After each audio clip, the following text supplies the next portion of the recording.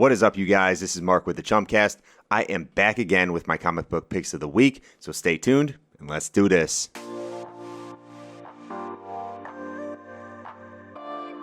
Alrighty, well, you guys know the deal. If you could go ahead and please click that subscribe button down below, hit that notification bell, smash that like. It really helps out the show. Let's get into it. So this was a light week.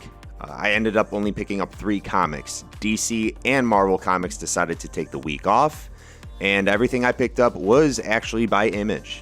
The first one I have to my left here is The Goddamned Virgin Brides.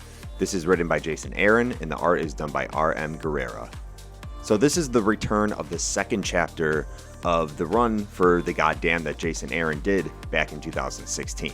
So I did not read that first installment, but man, do I feel like I'm missing out on another great indie series by Jason Aaron. So The Goddamned Virgin Brides takes place in a very brutal, dark fantasy world with a twisted holy society that sees young women solely as these quote-unquote brides of the sons of gods. I don't want to get into it too much more than that. This issue was full of nightmares, and it is not for the faint of heart. It definitely gave me some Midsummer/Handmaid's Tale vibes, but this was really hard to put down, I'm not going to lie. Overall, if you're looking for a very well-written but extremely dark tale, this is your best bet for 2020. With that said, I'm going to keep it on my pull list. Next up, we have Firepower 1, written by Robert Kirkman, and art is done by Chris Samney. So if you look on the cover, you can see that this was in fact a Free Comic Book Day issue and was supposed to release during Free Comic Book Day, which was the first Saturday in May. So we were actually supposed to get a graphic novel for Firepower titled Firepower: Prelude, and that was supposed to come out at the end of April. However, now they have to release both of these on the same date. So we're getting the Free Comic Book Day issue and the graphic novel this week. This issue takes place 15 years after the Firepower Prelude events.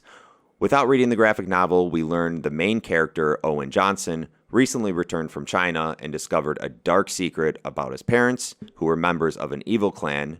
And while he's there, Owen also discovers that he's able to perform these firepower abilities that essentially just enable him to shoot fireballs out of his hands. Everyone is left in awe because this is seen as a lost art form, considering that nobody has been able to perform these abilities in the last 1,000 years. So this Owen guy is a pretty big deal now. Owen is now back at home in the US with his wife and kids and trying to live a normal life. However, we soon see that his past has followed him home. Dun dun dun. Overall, I enjoyed this concept, which is centered around martial arts, and I like seeing the dynamic within Owen and his family. The art is also pretty impressive. Although not super detailed, it does complement the story well and has a different feel to it. So I'm not going to be running out right away to get the Prelude graphic novel.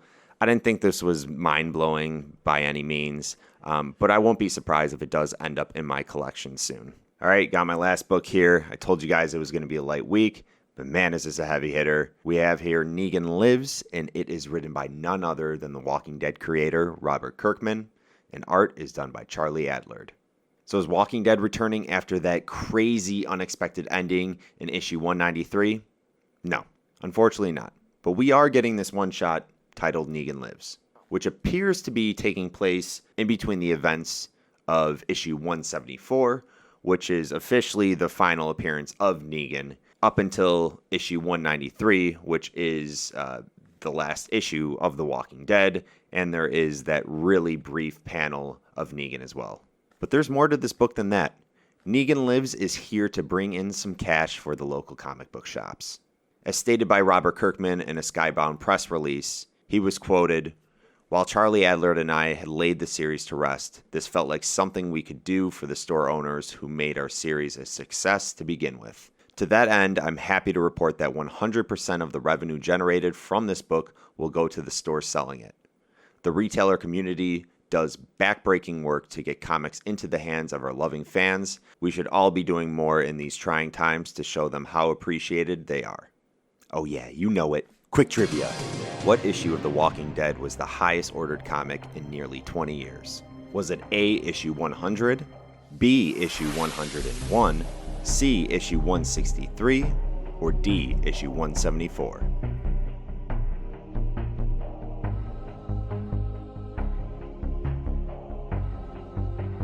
If you guessed C, issue 163, you're right. The Walking Dead issue 163 had pre-orders exceeding 730,000 copies. However, many argue that the enormous orders were because Image had their 25th anniversary promotion going on, and all their comics for that week were only 25 cents. What? I'm not stupid. I'm smart. I make $1 million deals. Right? Still, I think it's a great accomplishment. It is also important to note that Negan Lives is not going to be available digitally, and this is being done to focus the money raised for this title towards local comic book shops. For those reasons, I think this is an obvious purchase if you're hitting the shop this week. There are also 3 exclusive variants for this book. The first one being a gold foil variant, which is a 1 per store. I think right now that is going on eBay for about $250 to $300. There are, I think, 2 silver foil variants that are sent to each store. Those are around $100. There are these exclusives out there, but they are priced pretty heavily, for good reason. And you probably guessed it already. This is my cover of the week. So I know I told you guys I only had 3 issues that I picked out this week. Technically, that's right, but I did pick up this back issue. It is for Civil War II, issue number 4. The reason I wanted to bring this up is because this issue has been pretty hot this last week or so, and it's honestly not that hard to get. You just have to jump on it pretty quick. So if you're wondering why this book is now picking up steam, well, it's because there is a panel in here of technically the resurrection of Jennifer Walters as She-Hulk. She presumably died in Civil War II, issue number 1, when she was fighting Thanos. And now in Civil War II, issue number 4, she's been resurrected, which would technically mean that's her first appearance as the immortal She-Hulk. And like I said, there's a good chance that this book's not that hard to get, and most likely could be available right now at cover price at your local comic book shop. If you haven't gone to your shop yet to pick up your books, I would first head to the back issues when you get there and see if this is available. This may end up holding some good value down the road. All right, last thing I promise. Just wanted to show you guys this short box I picked up. This is for the Empyre series from Marvel that's coming out July 15th. A pretty cool 2-sided box. This first side just has a bunch of Marvel heroes on it. And then you turn it around to the second side, and you have Reed Richards and Iron Man and Captain America. I just thought it was pretty badass looking. I'm getting more and more excited each week for the series.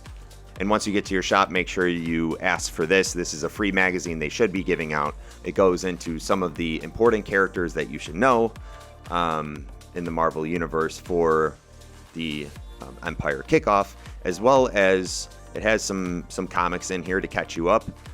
And also gives you a look at some of the older Marvel comics, which I think are going to tie in some way or another. So grab this. It's the Empyre magazine from Marvel. All right, you guys. Well, that is all I had this week. I know it was just a few books, but I'm not that mad about it. It was a good week.